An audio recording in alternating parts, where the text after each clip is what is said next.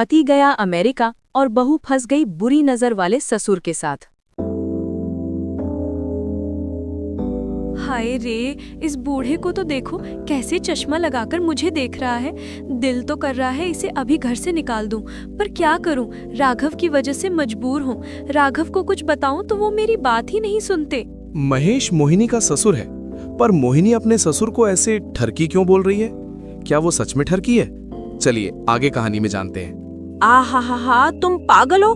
तुम्हें नजर नहीं आता इतनी बड़ी गाड़ी लेकर रोड पर निकल गए हो पर चलानी नहीं आती? तुम बड़े लोगों का यही मसला होता है, किसी को आता जाता नहीं देखते, बस रोड पर गाड़ी चलानी होती है। अरे आप गुस्सा मत करें, मैं तो ठीक ही चला रहा था गाड़ी। आप ही रोड पर अचानक से आ गईं। आपको कहीं लगी तो नहीं ना? चलें, मैं आपको आपके घर छोड़ देता हूँ। नहीं, कोई जरूरत नहीं है, मैं अपने घर खुद जा सकती हूँ, लेकिन आगे से देखकर गाड़ी चलाना, कहीं ऐसा ना हो मेरी तरह किसी और को भी अपनी गाड़ी से ठोक दो। अब आपने कह दिया है ना, तो आगे से गाड़ी देखकर ही चलाऊंगा मैडम। आपको चिंता करने की जरूरत नहीं है। अगर मैं आपको घर छोड़ देता तो मुझे खुशी होती। मोहिनी बिना कुछ कहे वहां से चली जाती है। राघव तो जैसे मोहिनी को देख पागल ही हो गया था। फिर राघव भी अपनी कार लेकर अपने घर चला जाता है। रात में लेटे लेटे राघव बस मोहिनी के बारे में ही सोच रहा होता है। वाह वाह, क्या लड़की थी यार, मेरा तो उस पर दिल ही आ गया। न जाने कहाँ रहती होगी, और मैं पागल उसका नाम तक नहीं पूछा। बस एक बार और मिल जाए, उसके बारे में हर एक चीज पूछ लूंगा। अरे पिताजी, आप यहाँ क्या कर रहे हो? आपको कुछ चाहिए था तो मुझे बुला लिया होता। ऐसे रात में अगर गिर गए तो हॉस्पिटल ले जाने में भी मसला होगा। बताओ क्या काम है, मैं कर देता हूँ। नहीं बेटा, मुझे कोई काम नहीं था, बस पानी पीने उठा था। लेकिन तू अभी तक क्यों जाग रहा है? कल तुझे ऑफिस भी जाना है। चल सो जा अब जल्दी से, नहीं तो सुबह आंख नहीं खुलेगी। फिर राघव मोहिनी के बारे में सोचते सोचते सो जाता है। सुबह होते ही महेश और राघव साथ में नाश्ता करते हैं। फिर राघव अपने ऑफिस चला जाता है। वहीं महेश घर में अकेला रहता था और वो देख भी नहीं सकता था, तो घर का सभी काम नौकर करते थे। हाय शांति, अगर तुम आज जिंदा होती तो मुझे इस तरह नौकरों के हाथ का खाना नहीं खाना पड़ता। अब तो लगता है राघव की शादी करवानी ही पड़ेगी। रोज रोज ये नौकरों के हाथ का खाना खाकर थक गया हूँ। शाम होते ही राघव उसी रोड पर मोहिनी का बहुत इंतजार करता है, पर मोहिनी नहीं आती। थककर राघव घर आ जाता है। महेश भी राघव को शादी के लिए बोल देता है। अब तो राघव बहुत खुश था कि उसकी शादी मोहिनी से हो सकती है, बस मोहिनी मान जाए। ऐसे ही कुछ दिन गुजर जाते हैं। राघव लंच करने के लिए रेस्टोरेंट में चला जाता है। वहीं उसे मोहिनी भी नजर आ जाती है। राघव फौरन ही मोहिनी के पास जाता है। हेलो जी, आप यहाँ हैं? आपको पता है मैं आपका उस रोड पर कितना इंतजार करता हूँ, बस आपका ये हसीन चेहरा देखने के लिए। पर आप हो कि एक बार भी मुझसे मिलने नहीं आई, और तो और अभी तक अपना नाम भी नहीं बताया मुझे।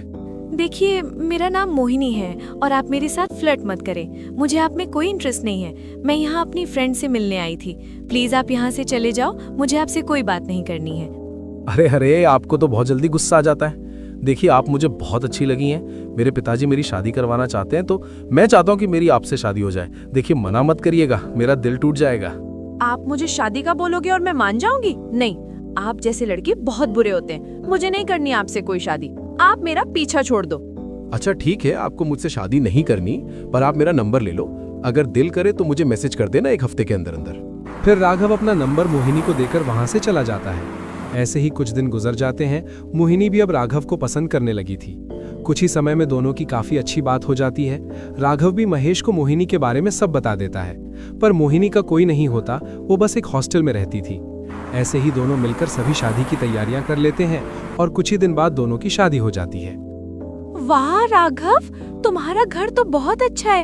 इतने बड़े घर में तुम और पापा जी अकेले रहते हो? बेचारे पापा जी तो घर में कितना बोर होते होंगे अकेले। हाँ मोहिनी, क्या कर सकते हैं अब। मेरी माँ भी इतनी जल्दी गुजर गई, अब मेरे पास भी इतना टाइम नहीं होता कि पिताजी के साथ बैठूं।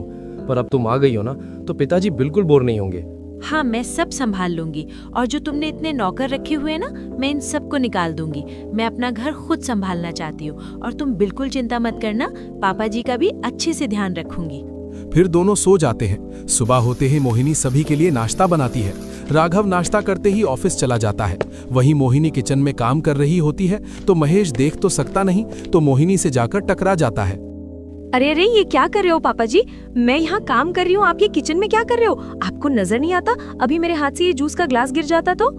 अरे मुझे माफ करना बहू, वो मैं अपने कमरे में जा रहा था, गलती से किचन में आ गया। तुम अपना काम करो, मैं बस जा ही रहा हूँ। पापा जी ध्यान रखा करो ना, अभी गिलास गिर के टूट जाता। खैर मैं बाहर से सामान लेने जा रही हूँ, आपको कुछ चाहिए तो मुझे अभी बता दो, वापस आते हुए लेती हुई आऊंगी। इतना कहकर मोहिनी बाजार से सामान लेने चली जाती है। महेश भी अपने रूम में चला जाता है। फिर मोहिनी घर आकर अच्छा सा खाना बनाती है। ऐसे ही रात हो जाती है। राघव भी घर आ जाता है। फिर मोहिनी राघव और महेश को अपने हाथ का बना अच्छा सा खाना देती है। अरे वाह वाह बहू, तेरे हाथ में तो जादू है जादू। इतना अच्छा खाना बनाया है, सच में नौकरों के हाथ में तो बिल्कुल जायका नहीं होता। अब से मेरे लिए तो तू ही खाना बनाना। हाँ मोहिनी, पिताजी बिल्कुल ठीक कह रहे हैं। मैं भी नौकरों के हाथ का खाना खाकर थक गया हूँ और आज खाना तो बहुत ही अच्छा, दिल ही नहीं कर रहा टेबल से उठने का। थैंक्स पापा जी। राघव आप दोनों चिंता मत करो, मैं ही आज से खाना बनाऊंगी। और वैसे भी मैंने तो सभी नौकरों को काम से निकाल दिया है ना। सभी खाना खाकर सो जाते हैं। अब रोज मोहिनी ही सारा घर का काम करती। राघव और महेश अब बहुत खुश थे कि उनके घर को मोहिनी ने काफी अच्छे से संभाल लिया था। पर मोहिनी को अब तक ये बात नहीं पता थी कि महेश देख नहीं सकता। वहीं मोहिनी महेश का रूम साफ कर रही होती है तो महेश गलती से टॉवल की जगह मोहिनी के पल्लू से अपना हाथ और मुंह साफ कर लेता है। हाय रे, ये पापा जी क्या बुढ़ापे में पागल हो गए हो? इतना भी नहीं पता कि मैं तुम्हारी बहू हूँ? कोई बहू के साथ ऐसा करता है क्या? मुझे तो तुम शक्ल से ही ठरकी लगते हो। अरे ये कैसे हो गया? नहीं बहू नहीं, मैं तो बस अपना हाथ और मुंह तौलिया से साफ कर रहा था। मुझे पता नहीं चला कि ये तुम्हारा पल्लू है। मुझे माफ कर दो बहू। अरे हटो पीछे पापा जी, अपनी उम्र का ही लिहाज कर लो। क्यों मुझे हर वक्त तंग करते रहते हो? आगे से ऐसा कुछ करने की कोशिश की ना तो राघव को सब बता दूंगी। फिर मोहिनी गुस्से में किचन में चली जाती है। रात होते ही राघव घर आता है। सभी साथ बैठकर खाना खाते हैं। मोहिनी राघव को सारी बात बताने की कोशिश करती है, पर राघव ऑफिस में इतना थक गया था कि कोई बात सुने बगैर ही सो जाता है। ऐसे ही कुछ दिन गुजर जाते हैं। मोहिनी अब महेश की वजह से बहुत परेशान थी। मोहिनी यार, मुझे कुछ दिनों के लिए लंदन जाना पड़ेगा, ऑफिस का कुछ काम है, तो तुम मेरी पैकिंग कर दो। मैं कल ऑफिस से आते ही निकल जाऊंगा। और हाँ, मेरे 2-3 कपड़े एक्स्ट्रा ही लग देना, क्या पता और टाइम लग जाए मुझे। क्या? ये तुम क्या कह रहे हो? तुम मुझे अकेला छोड़कर लंदन जा रहे हो? नहीं, मैं यहाँ अकेले नहीं रह सकती। मैं भी अपनी पैकिंग कर लेती हूँ, कल मैं तुम्हारे साथ ही चलूंगी। यार तुम तो ऐसे बोल रही हो कि कभी अकेली नहीं रही हो, और पिताजी हैं घर में, तुम्हें उनका ख्याल रखना है। और अगर कोई भी मसला हो तो मुझे कॉल कर देना, हम अगली बार साथ जाएंगे, पर अभी नहीं। क्यों? अभी क्यों नहीं? राघव, मैं यहाँ तुम्हारे पिताजी के साथ नहीं रहना चाहती। बस बहुत हुआ, तुम मुझे अपने साथ लेकर चलो, या तो मैं अपनी फ्रेंड के घर चली जाऊंगी। क्यों मुझसे फजूल में बहस कर रही हो? और तुम्हें मेरे पिताजी से क्या मसला है? वो तो तुम्हें कुछ बोलते भी नहीं है। तुम मेरे साथ नहीं जा सकती, यहीं रहकर पिताजी का ध्यान रखो। मोहिनी राघव को कुछ बताती इस पहले ही राघव गुस्से में आकर घर से ऑफिस चला जाता है। फिर मोहिनी डरते डरते पूरे घर का काम कर रही होती है। महेश भी अपनी आंखों पर चश्मा लगा लेता है ताकि मोहिनी को ये न लगे कि महेश उसे ही देख रहा है।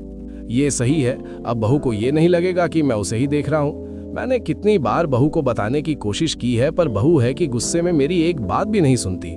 हाय रे, इस बूढ़े को तो देखो कैसे चश्मा लगाकर मुझे देख रहा है। दिल तो कर रहा है इसे अभी घर से निकाल दूं, पर क्या करूं? राघव की वजह से मजबूर हूं। राघव को कुछ बताऊं तो वो मेरी बात ही नहीं सुनते। फिर मोहिनी घर की सफाई करके फौरन ही अपने रूम में चली जाती है। रात में राघव भी घर आ जाता है। राघव मोहिनी की बात पर बहुत गुस्सा था तो बिना कुछ कहे ही सो जाता है। सुबह होते ही राघव अपने साथ ही बैग ले जाता है और ऑफिस से ही लंदन चला जाता है। वहीं अब मोहिनी घर में बिल्कुल अकेली थी तो अपना डर दूर करने के लिए अपनी फ्रेंड को कॉल करती है। अरे आज मेरी कैसे याद आ गई तुझे? जब से तेरी शादी हुई है मुझे तो तू भूल ही गई है। जरूर मुझसे कोई काम होगा, वरना हमें कहाँ याद करोगी तुम? यार तुझे क्या बताऊं, मैं तो राघव से शादी करके फंस गई हूँ। तुझे पता है राघव के पिताजी बहुत ठरकी हैं। एक बार तो बूढ़े ने मेरी साड़ी के पल्लू से अपना मुंह ही साफ कर लिया था। अब तो राघव भी लंदन गए हुए हैं, न जाने क्या चल रहा होगा बूढ़े के दिमाग में। अरे ऐसा कैसे हो सकता है? अगर तेरा ससुर इतना ठरकी है तो तूने अपने पति को क्यों नहीं बताया? अगर तुझे अपने घर में नहीं रहना तो तू यहाँ मेरे घर आ जा, मैं वैसे भी अकेली ही रहती हूँ। यार मैंने बहुत कोशिश की थी राघव को बताने की, पर राघव मेरी बात ही नहीं सुनते और राघव ने मुझे कहीं भी जाने से मना कर दिया। बोल रहे थे पिताजी का ख्याल रखो। दोनों काफी देर तक बातें करती हैं। ऐसे ही रात हो जाती है। मोहिनी महेश के लिए टेबल पर खाना लगा देती है और खुद अपने रूम में चली जाती है। महेश भी खाना खाकर अपने रूम में जाने लगता है तो भलती से महेश मोहिनी के रूम में आ जाता है। महेश को अपने रूम में देखकर मोहिनी को बहुत गुस्सा आ जाता है। आप यहाँ क्यों आए हो? क्या आपको इतनी भी तमीज नहीं है कि किसी के रूम में नॉक करके होते हैं? अभी चले जाओ यहाँ से। अच्छे से जानती हूँ आपका बेटा बाहर गया तो मुझे तंग करने आए हो। मुझे माफ करना बहू, असल में तुम्हारे कमरे के बराबर में ही मेरा कमरा है, इसलिए मैं गलती से तुम्हारे कमरे में आ गया। मैं अभी वापस चला जाता हूँ। जब से इस घर में आई हूँ आपसे कुछ ज्यादा ही गलतियाँ नहीं हो रही, या जानबूझकर मेरे रूम में आई हो? आप जैसे बहुत ठरकी बूढ़े देखे हैं मैंने। अरे बहू, ऐसा कुछ नहीं है, तुम गलत समझ रही हो। इस उम्र में गलतियां हो जाती हैं और मैं ये सब जानबूझकर नहीं करता। असल में मैं देख आपकी कोई बात नहीं सुनी। अभी चले जाओ यहाँ से, नहीं तो शोर कर करके सभी मोहल्ले वालों को घर बुला लूंगी, फिर देते रहना सभी को जवाब। महेश मोहिनी की बात सुनकर बहुत डर जाता है और फौरन रूम से बाहर चला जाता है। सुबह हो जाती है पर मोहिनी महेश को नाश्ता बनाकर नहीं देती। महेश भी आर्ट की बात से बहुत परेशान था तो वो भी मोहिनी को कुछ नहीं बोलता। वहीं मोहिनी राघव को कॉल करके सब बताने लगती है। राघव, मैंने तुम्हें कहा था ना मुझे यहाँ अकेले मत छोड़कर जाओ। कल तुम्हारे पिताजी मेरे रूम में बिना नॉक किए आ गए थे। उनकी ये हरकतें रुकने का नाम ही नहीं ले रही। तुम्हारा दिमाग तो खराब नहीं हो गया? ये क्या बोल रही हो पिताजी के बारे में? आइंदा अपने मुंह से ऐसी कोई बात मत निकालना, नहीं तो अच्छा नहीं होगा। चुपचाप मेरे पिताजी का ख्याल रखो बस। तुम्हें मेरी बात समझ क्यों नहीं आती राघव? तुम्हारे पिताजी बहुत ठरकी हैं। मैं पागल थोड़ी हूँ जो तुमसे ऐसी बात झूठ बोलूंगी। मुझे नहीं पता, बस मुझे अपने पास बुला लो।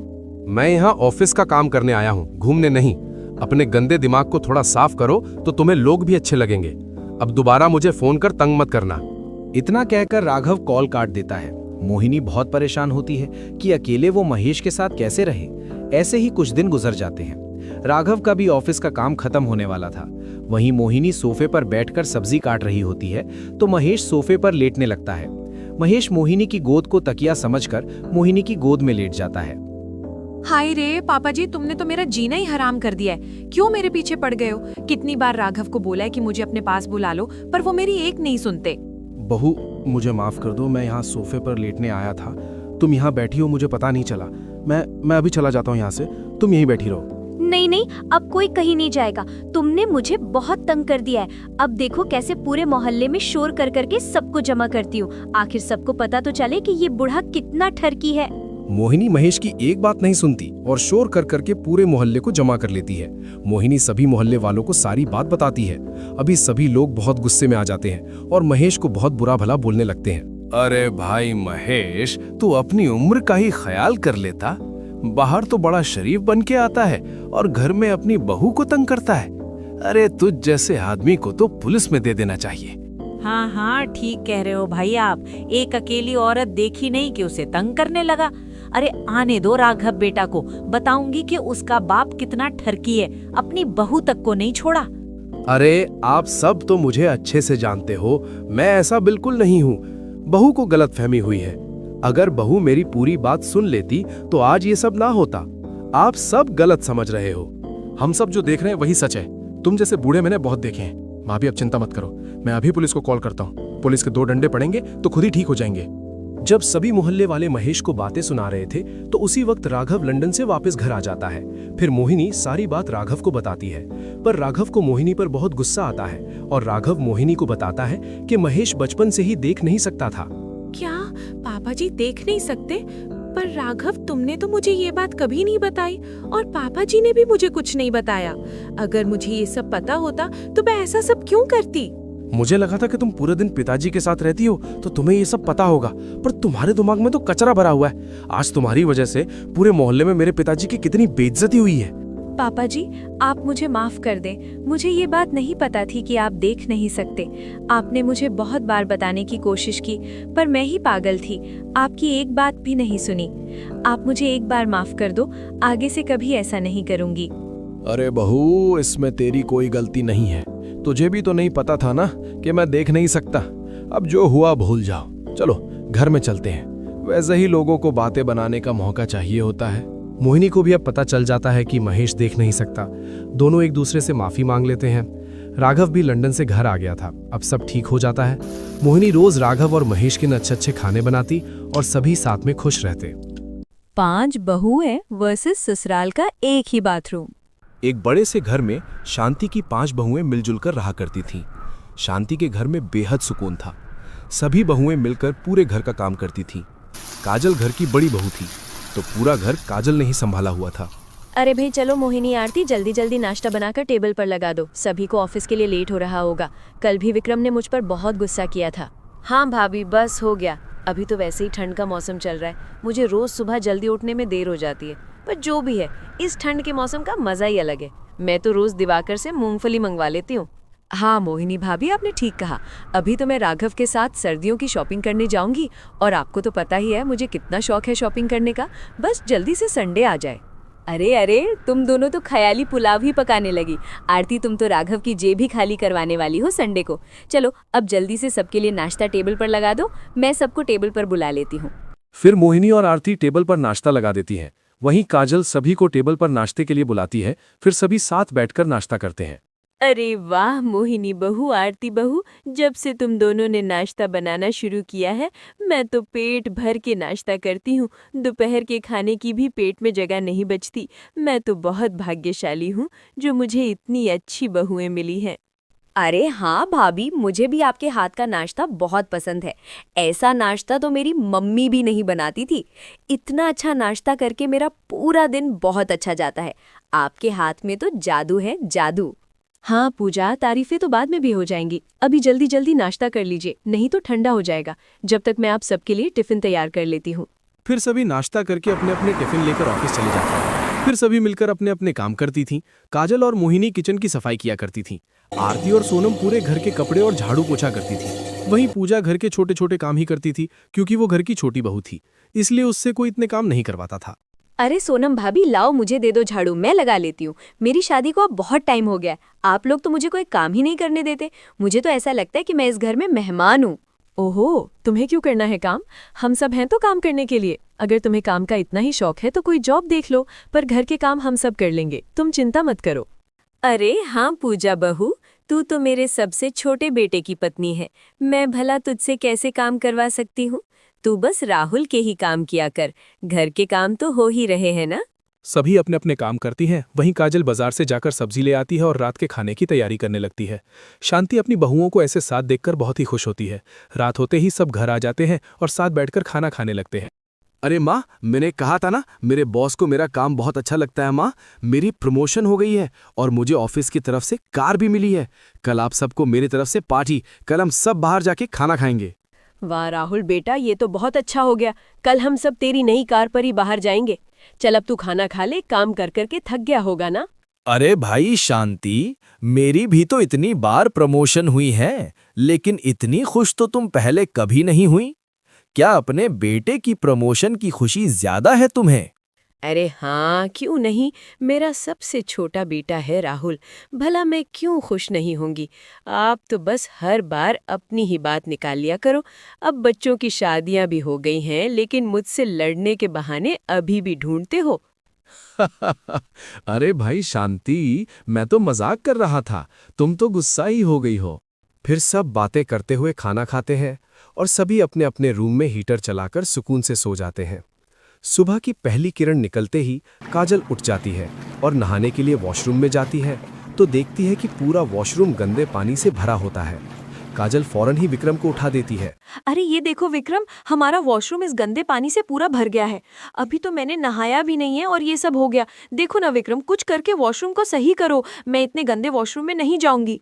काजल, मैं कोई प्लम्बर थोड़ी हूँ जो वॉशरूम ठीक कर दूं। तुम्हें नहाना है तो जाओ, मोहिनी के वॉशरूम में चली जाओ। क्या पता थोड़ी देर में खुद ही हमारा वॉशरूम भी ठीक हो जाए, और अगर शाम तक ठीक नहीं हुआ तो मैं प्लम्बर को बुला लूंगा। फिर काजल मोहिनी के वॉशरूम में नहाने चली जाती है। वहीं मोहिनी और आरती मिलकर सबके लिए नाश्ता बनाती हैं। फिर सभी नाश्ता करते हैं और ऑफिस चले जाते हैं। वहीं रोज की तरह सभी मिलकर पूरे घर का काम करती और काजल सभी के लिए रात का खाना बनाती। सोनम, तुझे पता है आज सुबह मेरे वॉशरूम में गंदा पानी भर गया था। मुझे मोहिनी के वॉशरूम में नहाना पड़ा। पहले तो कभी ऐसा नहीं हुआ, न जाने इतना ज्यादा कैसे भर गया वॉशरूम। अरे काजल भाभी, तुम चिंता क्यों कर रही हो? सीवेज लाइन खराब हो गई होगी, प्लम्बर को बुला लेना, वो 2 मिनट में ठीक कर देगा। हाँ हाँ, विक्रम ने मुझे बोला है कि शाम में प्लम्बर को बुला लेंगे, लेकिन अभी तो मैं अपने रूम में भी नहीं जा सकती, इतनी गंदी बदबू आ रही है। वहीं मोहिनी और आरती पूरे घर के कपड़े धो रही होती है। ऐसे ही सभी को काम करते हुए रात हो जाती है। सभी आज घर जल्दी आ जाते हैं क्योंकि राहुल ने आज सबको पार्टी दी होती है। फिर सभी राहुल की नई कार में बाहर डिनर करने जाते हैं। वाह भी राहुल, ये रेस्टोरेंट तो बहुत ही अच्छा है, और तो और यहाँ का खाना भी बहुत टेस्टी है। मैं यहाँ एक ही बार आई थी राघव के साथ, जब भी यहाँ का खाना बहुत अच्छा था। जी भाभी, इसलिए ही तो आप सबको यहाँ लाया हूँ। यहाँ की कॉफी ट्राई करना बहुत ही मजे की है। फिर सब बाहर खाना खाकर अपने घर जाते ही सो जाते हैं। सुबह होते ही सभी अपने अपने काम पर जाते हैं। ऐसे ही कुछ दिन गुजर जाते हैं। एक एक करके सभी के वॉशरूम में गंदा पानी भर जाता है। सिर्फ शांति का ही वॉशरूम ठीक बचा था। घर में एक ही वॉशरूम सही था, तो सभी को घर के काम करने में भी मसला हो रहा था। माँ, अब हम सब क्या करें? हमें घर का काम करने में इतना मसला होता है। मैंने विक्रम को बोला भी था प्लम्बर को बुला लें, लेकिन प्लम्बर अभी तक नहीं आया और हम सभी के वॉशरूम में गंदा पानी भर गया है। हाँ माँ, मैंने तो अपने घर में कभी ऐसा नहीं देखा। यहाँ ही ये सब हो रहा है। मुझे इतनी गंदगी में रहने की आदत नहीं है। जल्दी वॉशरूम ठीक करवाएं, नहीं तो मैं अपनी मम्मी के घर चली जाऊंगी। अरे काजल बहू, पूजा बहू, इतनी सी बात को बड़ा क्यों कर रही हो? आज शाम में मुकेश को बोलूंगी कि प्लम्बर को बुलाकर वॉशरूम ठीक करा दें। फिर तो नहीं जाओगी ना पूजा बहू अपनी मम्मी के घर? जी माँ, मैं नहीं जाऊंगी, लेकिन बस जल्दी से वॉशरूम ठीक करवा दे। हमें तो घर के काम करने में भी बहुत मसला हो रहा है। सभी को सुबह जल्दी ऑफिस जाना होता है और राहुल तो सबसे आखिर में नहाने जाते हैं, उन्हें फिर लेट हो जाता है। सभी घर के काम करती हैं, फिर रात हो जाती है। सभी ऑफिस से वापस आ जाते हैं। पूरे घर में गंदे पानी की बहुत बुरी बदबू आ रही होती है। सभी बड़ी मुश्किल से टेबल पर खाना खाने के लिए बैठते हैं। रोहन, बस जल्दी से प्लम्बर को बुलाकर सबके वॉशरूम ठीक करवाओ। मुझसे अब ये स्मेल बर्दाश्त नहीं हो रही। और तो और हमारी फैमिली भी इतनी बड़ी है, एक ही वॉशरूम में हम सब नहीं जा सकते। अरे हाँ सोनम, मुझे माँ ने प्लम्बर को फोन करने का बोला था, लेकिन प्लम्बर अभी फ्री नहीं है। उसे आने में 2-3 दिन तो लग ही जाएंगे, तो थोड़ा मैनेज कर लो 2-3 दिन तक। अरे किया, पूरी दुनिया में एक ही प्लम्बर है? तुम किसी और प्लम्बर को भी तो कॉल कर सकते थे ना। अब 2-3 दिन तक ये स्मेल और बर्दाश्त करनी पड़ेगी। अरे सोनम बहू, इतनी सी परेशानी क्या आई? तुम सब तो आपस में ही लड़ने लगी। राहुल ने प्लम्बर को बोल दिया है, वो आ जाएगा। तुम सब बस काम पर ध्यान दो। माँ जी, बुरा मत माना, पर ये घर इतना पुराना बना हुआ है। अगर थोड़े पैसे खर्च करके घर थोड़ा अच्छा बनवा लिया होता तो आज हमें ये दिन न देखना पड़ता। वॉशरूम की परेशानी में सभी आपस में लड़ने लगते हैं। जहां कल तक सुकून और शांति हुआ करती थी, वहां कोई किसी से बात नहीं कर रहा था। सभी के वॉशरूम में पानी भर गया था, तो सब शांति और मुकेश का ही वॉशरूम यूज कर रहे थे। फिर सुबह होते ही शांति के वॉशरूम में 5 बहुओं की लाइन लगी होती है। अरे मोहिनी, पहले मैं जाऊंगी। विक्रम को भी ऑफिस जाना होता है और मैं बड़ी भी हूँ, तो वॉशरूम जाने का पहला हक मेरा है। तुम मुझे वॉशरूम जाने से नहीं रोक सकती।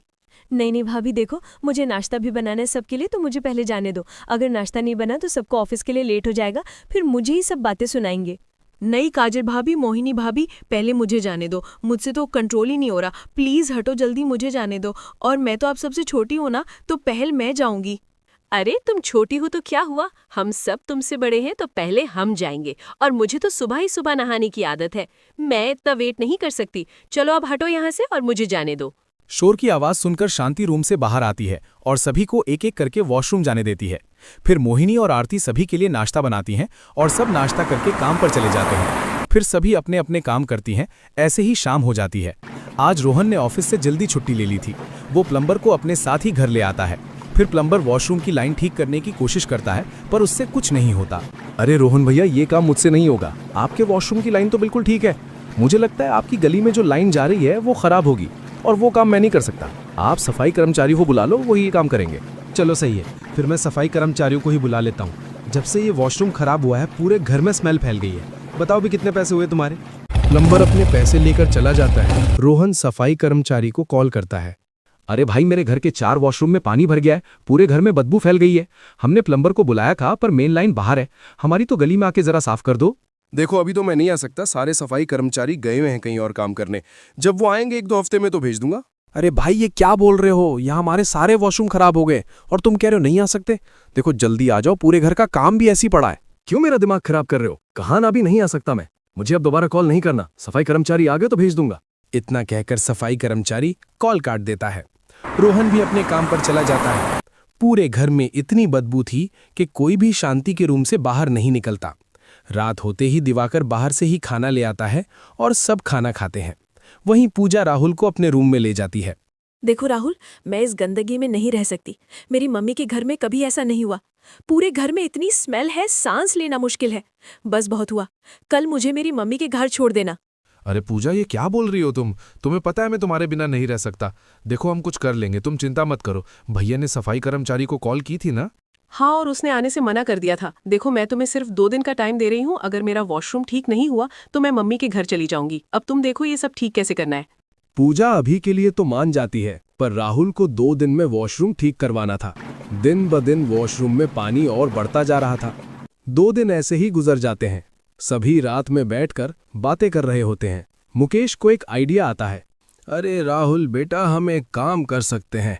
प्लम्बर ने बोला था हमारी मेन लाइन खराब है।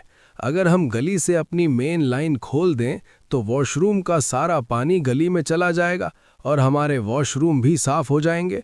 पिताजी, अब कह तो ठीक रहे हो, पर गली वाले क्या बोलेंगे? और इस तरह तो हमारी पूरी गली गंदी हो जाएगी। हम ऐसा नहीं कर सकते हैं।